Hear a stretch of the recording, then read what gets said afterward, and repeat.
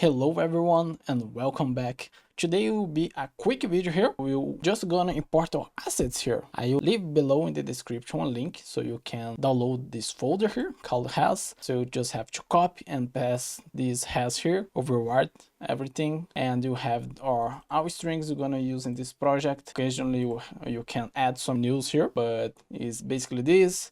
You have your theme here, attention point for the name for the application. You put another name, update this here.